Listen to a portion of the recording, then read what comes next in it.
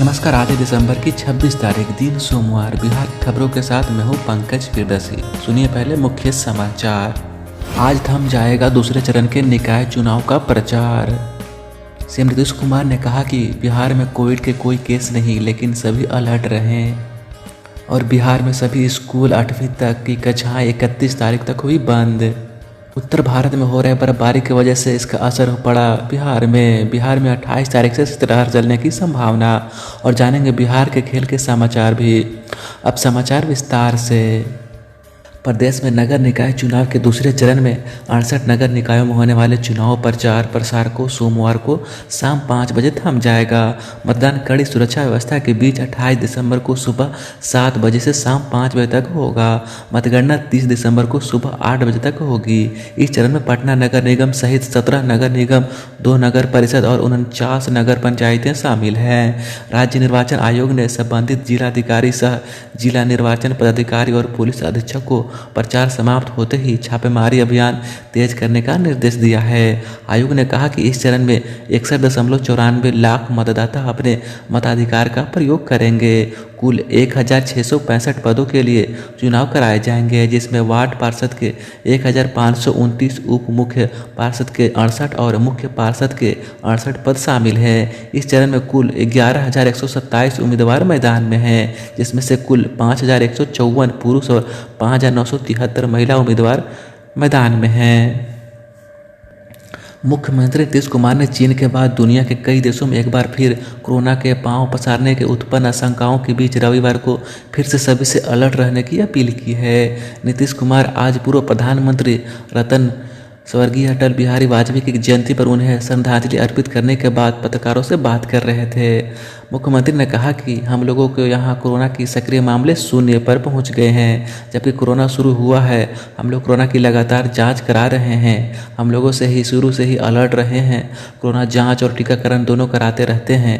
यहाँ मरीजों के इलाज का भी प्रबंधन है। इसके बाद हम सभी को कोरोना को लेकर अलर्ट रहना है। नीतीश कुमार ने बीपीएससी परीक्षा पत्र के लीक के मामले पर पूछे गए सवाल के जवाब देते हुए कहा कि इसके संबंध में जैसे ही जानकारी मिली उन्होंने पूरे तौर पर इसकी जांच करने को कहा है। उन्होंने कहा कि सभी पहलुओं को ठीक ठाक से जांच की जा रही है। सभी जिले के सभी सरकारी और निजी स्कूलों में 8वीं कक्षा तक की शैक्षणिक गतिविधियां 26 से 31 दिसंबर तक बंद रहेंगी।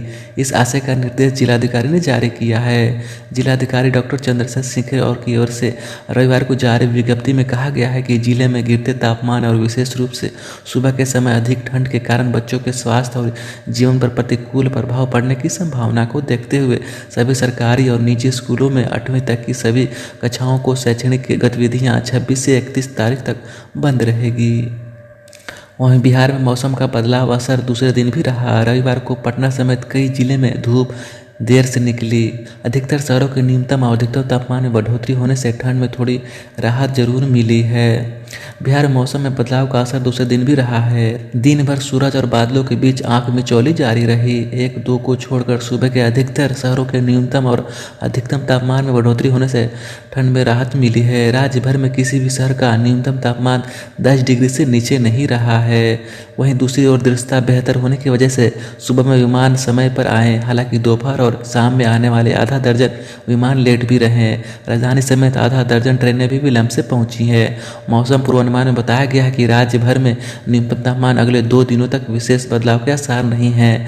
1-2 जगहों पर तापमान में आंशिक कमी आ सकती है, लेकिन उसके बाद राज्य में 2 से 4 डिग्री तक का न्यूनतम तापमान नीचे आ जाएगा। इसका वजह है बिहार के साथ साथ भारत के उत्तरी हिस्सों में तेज बर्फबारी पड़ने के आसार हैं।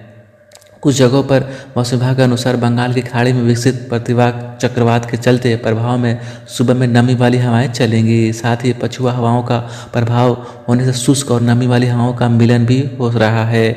इससे बादल बन रहे हैं और कहीं कहीं बूंदाबांदी भी हुई है। पिछले 24 घंटों में सिवान के सिसवन में घुटनी, सारण, मुजफ्फरपुर और सरैया और खगड़िया में आंशिक बारिश हुई है। सिसवन में 6.2 मिलीमीटर, छपरा में 2.5 मिलीमीटर, सरैया में 2.2 मिलीमीटर, जबकि खगड़िया में 0.5 मिलीमीटर बारिश हुई है। बिहार सरकार ने आंगनबाड़ी सेविका और सहायिका के रिक्त पदों पर नियुक्ति 10 जनवरी तक करने का आदेश दिया है। इस संबंध में आईसीडीएस निदेशालय ने सभी जिला प्रोग्राम पदाधिकारी को पत्र लिखकर दिशा निर्देश दिया है। नियुक्ति नई मार्गदर्शकों के आधार पर की जाएगी। राज्य में आंगनबाड़ी के 1.14 लाख केंद्रीय स्वीकृत हैं। इनमें से करीब 10,000 केंद्रों पर आंगनबाड़ी सेविका सहायिका के पद खाली पड़े हुए हैं। बिहार सरकार ने त्रिस्तरीय पंचायती राज संस्थाओं पर वित्तीय नकेल कसना शुरू कर दिया है। पंचायतों को शक्ति संपन्न बनाने के लिए और योजनाओं को क्रियान्वयन में पारदर्शिता लाने के लिए उद्देश्य से पंचायती राज सहित विभिन्न विभागों के लाभार्थियों के विवरणों को ई ग्राम स्वराज्य एप्लीकेशन पर एकीकृत करने का फैसला लिया है। यह सूचना और ग्राम पंचायतों को उपलब्ध करा दी जाएगी ताकि पुष्टि के लिए सभी ग्राम सभाओं में पेश की जा सके। प्रमाणीकरण डिजिटलीकरण और जनाधिकारी के जरिए दायित्व सुनिश्चित किया जाएगा। पोर्टल पर प्रधानमंत्री आवास योजना ग्रामीण, महात्मा गांधी राष्ट्रीय ग्रामीण रोजगार गारंटी अधिनियम मनरेगा, प्रधानमंत्री किसान सम्मान योजना, आईसीडीएस द्वारा संचालित योजना, विभिन्न पेंशन योजना सहित केंद्र और राज्य सरकार द्वारा जन कल्याण के लिए संचालित सभी योजनाओं के लाभार्थियों की सूची तैयार की जाएगी। सभी सूचना ग्राम पंचायत के अभ्यास से प्रसारित की जाएगी। पंचायत राज संस्थानों में ई शासन को मजबूत करने के लिए ई ग्राम स्वराज नामक एक सरलीकृत कार्यकलक लेखांकित प्रकाशित की गई है। इससे ई पंचायत मिशन मोड परियोजना एमएसपी के तहत सभी एप्लीकेशनों के तत्वों को मिलाकर विकसित किया गया है। ई ग्राम स्वराज पंचायती राज संस्थानों को निर्धारितों पर ज़्यादा अधिकार देकर पंचायतों की साख बढ़ाता है। पूर्व प्रधानमंत्री भारत रत्न स्वर्गीय अटल बिहारी वाजपेयी जी की जयंती रविवार को पूरे राज्य में मनाई गई। पटना के पाटलिपुत्र पार्क में राजकीय समारोह का आयोजन किया गया। मुख्यमंत्री नीतीश कुमार ने वाजपेयी जी की प्रतिमा पर माल्यार्पण कर उन्हें भावभीनी श्रद्धांजलि अर्पित की। वहीं पत्रकारों से बात करते हुए मुख्यमंत्री ने कहा कि आप जानते हैं कि श्रद्धेय अटल बिहारी वाजपेयी जी के नेतृत्व में मुझे काम करने का मौका मिला है। उन्होंने देश के लिए काफ़ी काम किया है। सांसद के रूप में भी उनके साथ मेरा काफ़ी अच्छा अनुभव रहा है। मैं हमेशा उनकी बातों को गौर से सुनता था। हम लोगों को बाद में उनके साथ आए और उनके नेतृत्व में केंद्र में सरकार बनी। उन्होंने देश के लिए जिस प्रकार काम किया वह कभी भुलाया नहीं जा सकता है। मैं बहुत मानते थे। 3 विभागों में काम करने का मौका दिया। हमारे विभागों का जो भी प्रस्ताव रहता था उसे वे स्वीकार करते थे और पूरा कराते थे। श्रद्धेय अटल जी मुझे बहुत मानते थे। उनके प्रति मेरे मन में काफ़ी श्रद्धा का भाव है। हम उन्हें कभी नहीं भूल सकते हैं। हम लोगों को उनकी जयंती पर राज्य में राजकीय समारोह के आयोजन का निर्णय लिया और यहाँ समारोह का आयोजन ठीक ढंग से किया जाता है। केंद्र सरकार के सांस्कृतिक अभियान एक भारत श्रेष्ठ भारत के अंतर्गत श्री गुरु गोविंद सिंह जी की पावन जन्मस्थली पटना साहिब स्थित रामदेव महतो सभागार परिसर में 30 दिसंबर को पंजाब स्थापना दिवस महोत्सव मनाया जाएगा। इस कार्यक्रम में पटना के लोगों को पंजाब की कला संस्कृति के साथ ही बिहार की लोक संस्कृति का साझा संगम भी देखने को मिलेगा। पूर्व उप मुख्यमंत्री एवं राज्यसभा सदस्य सुशील कुमार मोदी ने शराबबंदी के मुद्दे पर नीतीश सरकार से 7 सवालों का जवाब मांगा है। उन्होंने पहला सवाल करते हुए कहा कि उत्पाद एवं मद्य निषेध कानून की धारा 34 के अंतर्गत जहरीली या नकली शराब बेचने वाले को जब उम्र कैद की सज़ा का प्रावधान है तब सरकार बताए कि 6 साल में कितने लोगों को ऐसी सज़ा दिलाई गई। दूसरे सवाल के माध्यम से कहा कि शराबबंदी कानून की धारा 42 के तहत जहरीली शराब बेचने वाले कितने लोगों से मुआवजा वसूला गया। जन अधिकार पार्टी के सुप्रीमो पप्पू यादव ने बीएससी पेपर लीक मामले में हाई कोर्ट की देखरेख में सीबीआई जांच की मांग की है। रविवार को पटना एयरपोर्ट पर संवाददाताओं से बात करते हुए उन्होंने कहा कि पेपर लीक जैसे मामलों से गरीब और मिडिल क्लास के लोगों को परेशानी होती है। नेता और अमीर लोगों को पेपर लीक से कोई मतलब नहीं है, इसलिए वे इस पेपर पर कोई ध्यान नहीं देते हैं। अगर जाँच हो, शिक्षा मंत्री और अधिकारी पर कार्रवाई हो तभी इस पर कुछ हो सकता है। राजधानी समेत पूरे बिहार में लोगों ने हल्की गुनगुनी धूप में क्रिसमस का आनंद उठाया। क्रिसमस को लेकर जहां बाजारों में दिन भर रौनक रही, वहीं चिड़ियाघरों, पारिस्थितिकी park, Bihar museum, marine drive, सभ्यता द्वारा तथा अन्य पार्कों में दिन भर गहमागहमी रही। हालांकि शनिवार की शाम हल्का बूंदाबांदी के बाद मौसम ठंडापन आ गया था, जिसका प्रभाव रविवार को भी देखने को मिला। दिन का अधिकतम तापमान 25 से 27 डिग्री सेल्सियस के बीच रहा। आलम यह था कि राजधानी की सड़कों पर काफ़ी भीड़ देखने को मिली। इस बार राजधानी वासियों के लिए मैरिन ड्राइव विशेष आकर्षण का केंद्र रहा। बड़ी संख्या में दो लोग यहाँ दीघा घाट के पास पहुँचे तथा गंगा के नज़ारा देखते हुए देर रात तक वहाँ चाट, पकौड़े, मंचूरियन, चाउमीन, मौसम फास्ट फूड का लुत्फ उठाया। वहीं बिहार म्यूजियम को इसको पार्क, चिड़ियाघर में भी बड़ी संख्या में लोग मनाने पहुँचे। क्रिसमस को लेकर राजधानी की गिरजाघरों को रंग बिरंगी लाइटों से सजाया गया था। चर्च में प्रभु यीशु की जन्म पर प्रार्थना और कार्यक्रम आयोजित किया गया। क्रिसमस के एक दिन पूर्व शनिवार की रात 10 बजे से ही गिरजाघरों में श्रद्धालुओं का पहुंचना शुरू हो गया था। जून 2023 तक नेपाल बॉर्डर से लेकर कुशेश्वर स्थान, कमला बलान, पूर्वी एवं पश्चिमी तटबंध का मजबूतीकरण एवं सड़क का निर्माण कार्य संपन्न हो जाएगा। इस सड़क के निर्माण होते ही बाढ़ का अस्थायी निदान होने के साथ ही आवागमन की सुविधा भी बेहतर हो जाएगी। इसका फायदा दरभंगा, सहरसा, मधुबनी, खगड़िया सहित कई जिलों के लोगों को मिलेगा।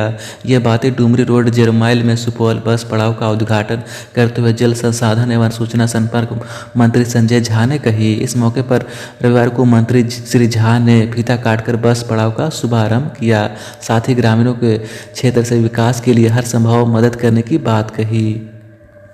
बिहार राज्य नरेगा कामगार यूनियन के महासचिव नारायण पूर्वे ने कहा कि मनरेगा की राशि में लगातार की जा रही कटौती और विभिन्न ज्वलंत सवालों के लेकर 20 मार्च को मनरेगा मजदूर संसद मार्च करेंगे। उन्होंने कहा कि महात्मा गांधी राष्ट्रीय ग्रामीण रोजगार गारंटी योजना मनरेगा में पंजीकृत श्रमिकों को एक वित्तीय वर्ष में 100 दिन का रोजगार सरकार मुहैया कराना है। रोजगार मुहैया नहीं होने पर 100 दिन का बेरोजगारी भत्ता पंजीकृत श्रमिकों को दे है। बिहार में मनरेगा मजदूरों के लिए केंद्र सरकार ने 217 रुपये प्रतिदिन मजदूरी तय कर रखा है, जबकि राज्य सरकार ने अकुशल श्रेणी में श्रमिकों के लिए 373 रुपये प्रतिदिन तय कर रखी है।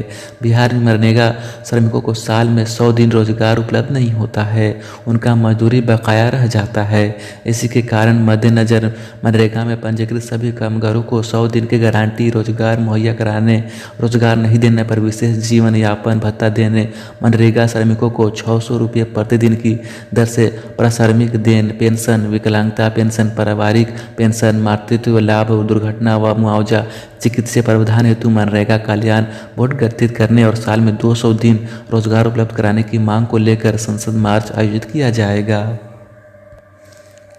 एसएसपी मनोज सिंह ढिल्ले की डीआईजी में प्रोन्नति मिलने के बाद पटना एएसपी के पद पर पुलिस अधिकारी के तैनाती को लेकर पुलिस मुख्यालय में मंथन जारी है। शीघ्र ही पटना एएसपी की तैनाती करने के मूड में डीआईजीपी राजविंदर सिंह भट्टी हैं। उन्होंने संबंधित अधिकारियों को पटना एएसपी के लिए अधिकारी का चयन करने का तैनाती का दिशा निर्देश जारी कर दिया है। पटना एएसपी की तलाश में पुलिस मुख्यालय जुट गया है। इस दिशा में 4 नामों पर विशेष चर्चा पुलिस महकमे में चल रही है। वर्ष 2010 से 2012 तक के बैच के आईपीएस अधिकारियों को उनके ट्रैक रिकॉर्ड के आधार पर खंगाला जा रहा है। मुख्यालय सूत्रों के मुताबिक 3-4 आईपीएस अधिकारियों के नाम पटना एएसपी की रेस में है। भारत में कोरोना की औसत राष्ट्रीय दर अभी 0.21% के सामान्य स्तर पर है, लेकिन देश के 3 दर्जन जिलों में यह 1% से अधिक तथा 8 जिलों में 5% से अधिक दर्ज की गई है। आकाशवाणी के मासिक रेडियो कार्यक्रम मन की बात की 96वीं और इस वर्ष की अंतिम कड़ी में अपने विचार साझा करते हुए प्रधानमंत्री नरेंद्र मोदी ने कई देशों में कोरोना के बढ़ते मामलों की ओर से देशवासियों का ध्यान आकर्षित करते हुए उन्हें सतर्क, सुरक्षित और सावधान रहने की सलाह दी है। उन्होंने भारत को G20 समूह की अध्यक्षता मिलने का उल्लेख किया और देशवासियों से इस आयोजन को जन आंदोलन बनाने का आह्वान किया है। मोदी ने कहा कि 2022 वाकई में कई मायनों में बहुत प्रेरक और अद्भुत रहा है। इस साल भारत ने अपनी आज़ादी के 75 वर्ष पूरे किए और इसी वर्ष अमृतकाल का प्रारंभ हुआ। इस साल देश ने नई रफ्तार पकड़ी है। साल 2022 की विभिन्न सफलताओं ने आज पूरे विश्व में भारत के लिए एक विशेष स्थान बनाया है।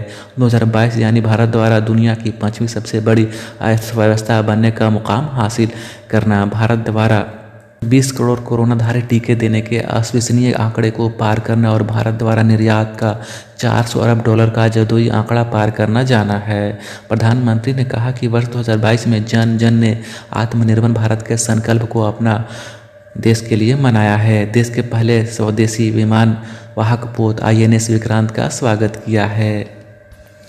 केंद्र शासित प्रदेश जम्मू कश्मीर में कड़ाके की ठंड पड़ रही है और श्रीनगर सहित घाटी के अधिकतर भागों में रविवार को मौसम काफ़ी ठंडी दर्ज की गई। कश्मीर घाटी में रविवार को बर्फीली हवाएं चली और श्रीनगर में न्यूनतम तापमान 0 से 5.8 डिग्री सेल्सियस नीचे दर्ज किया गया, जबकि शनिवार रात वहां का तापमान 5.4 डिग्री सेल्सियस से नीचे दर्ज किया गया था। ठंड के कारण पानी के नल, छोटे जलाशय, डल झील के कुछ हिस्से जम गए हैं और जनजीवन अस्त व्यस्त हो गया है। इसी कारणवश भारत के कई जिलों में बर्फीली हवाएं चल रही हैं और बिहार में शीतलहर चलने की संभावना है। इसी के साथ ही समाचार का ये अंक समाप्त होता है। नमस्कार।